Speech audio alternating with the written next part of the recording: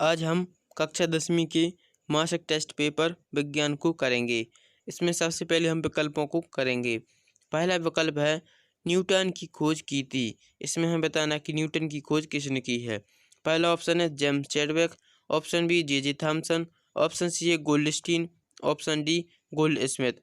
तो न्यूटन की खोज किसने की थी? जेम्स चैडविक ने। इसका सही उत्तर है जेम्स चैडविक। फिर दूसरा विकल्प देखते हैं। दूसरा विकल्प लिखा है कोशिका का पावर हाउस कहते हैं। इसमें बताना कि कोशिका का पावर हाउस किसे कहते हैं। Option A lysosome, option B Golgi काय, option C chloroplast, option D है माइटोकॉन्ड्रिया। तो कोशिका का पावर हाउस किसे कहते हैं? माइटोकॉन्ड्रिया को। इसका सही उत्तर माइटोकॉन्ड्रिया। फिर तीसरे विकल्प को देखेंगे। अगला विकल्प है एल्यूमिनियम का सही इलेक्ट्रॉनिक विन्यास है। इसमें एल्यूमिनियम का इलेक्ट्रॉनिक विन्यास बताना है। ऑप्शन ए 2 8, ऑप्शन बी में लिखा है 8 2 3, ऑप्शन सी है 2 8 3 और ऑप्शन डी है 2 8 2 1। इसका सही उत्तर है 2 8 3। एल्यूमिनियम का इलेक्ट्रॉनिक विन्यास क्या है? 2 8 3, क्योंकि उसका परमाणु क्रमांक कितना होता है? 23। फिर हम अगला प्रश्न करेंगे। अगले प्रश्न में हमें रिक्त स्थानों को भरना है। पहला प्रश्न दिया है प्रकाश खालिस्तान रेखा में गमन करता है। प्रकाश कैसी रेखा में गमन करता है? प्रकाश सीधी रेखा में गमन करता है। इसमें हम लिखेंगे सीधी। फिर दूसरा खालिस्तान है आवेश प्रवाह की दर को खालिस्तान कहते हैं। आवेश प्रवाह की दर को क्या कहते हैं? विद्युत धारा। तो इसमें लिखेंगे हम विद्युत धारा। अब हम प्रश्न क्रमांक 3 को करेंगे। प्रश्न क्रमांक 3 है निम्नलिखित प्रश्नों में से कोई 3 प्रश्न हल करिए। यानी हमें जो नीचे प्रश्न दिए गए हैं उनमें से कोई भी 3 प्रश्नों को हल करना है। जैसे पहला प्रश्न दिया गया है परमाणु संख्या से आप क्या समझते हैं। इसमें हमें परमाणु संख्या को बताना है। जिसका उत्तर हम लिखेंगे परमाणु की नाभिक में उपस्थित इकाई धनावेश की संख्या उस तत्व की परमाणु क्रमांक कहलाती है। इसे जेड से प्रदर्शित करते हैं। इसका उत्तर क्या है? परमाणु की नाभिक में उपस्थित इकाई धनावेश की संख्या उस तत्व की परमाणु संख्या या परमाणु क्रमांक कहलाती है। इसे जेड से प्रदर्शित करते हैं।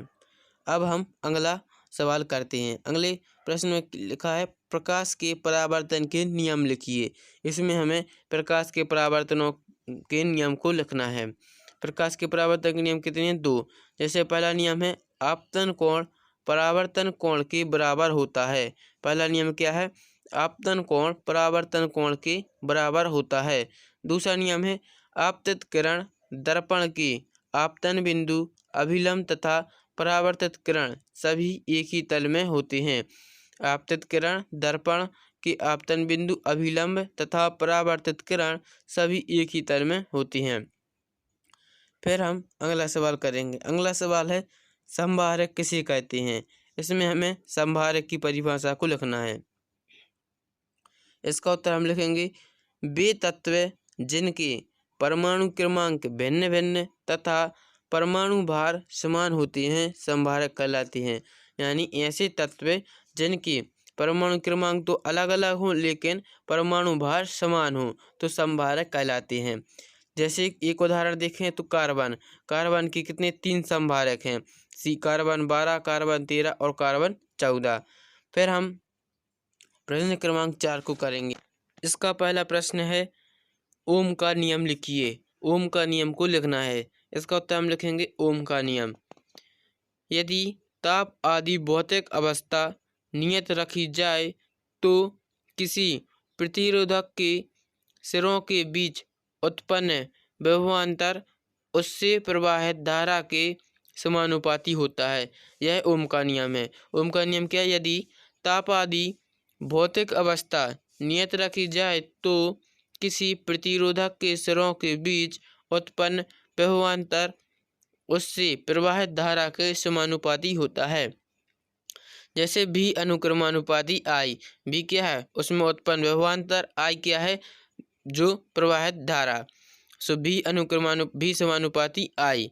तो इसे हम ऐसे करेंगे आई को ए बगल ले आएंगे तो भी बटे आई, अनुक्रमानुपाती को चिन्ह हटाएंगे तो बराबर एक नियतांक आएगा आर। तो भी बटे आई बराबर आर। तो आर क्या है, एक नियतांक है। V बराबर IR, यह ओम का नियम था। अब हम प्रश्न दूसरे को करेंगे। प्रश्न दूसरे में क्या लिखा है, हाइड्रोजन के 3 समस्थानिकों के नाम लिखिए। इसमें हमें हाइड्रोजन के 3 समस्थानिकों के नाम भर लिखना है। तो इसमें इसका उत्तर लिखेंगे, हाइड्रोजन के 3 समस्थानिक कौन कौन सी हैं, प्रोटियम, ड्यूटियम और ट्राइटियम। प्रोटियम, ड्यूटियम और ट्राइटियम, इसको लिखेंगे प्रोटियम 1H1, फिर ड्यूटियम को 1H2, ट्राइटियम को 1H3। ऐसे हमें हाइड्रोजन के 3 समस्थानिकों के नाम रखनी है। फिर हम अगले प्रश्न को करते हैं।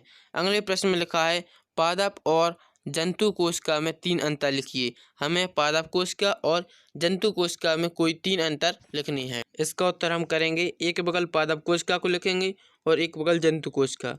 पादप कोशिका में लिखेंगे, पादप कोशिका में सेल्यूलोज की बनी कोशिका भित्ति बनाई जाती है। पादप कोशिकाएं जो, इसमें सेल्यूलोज की कोशिका भित्ति बनाई जाती है।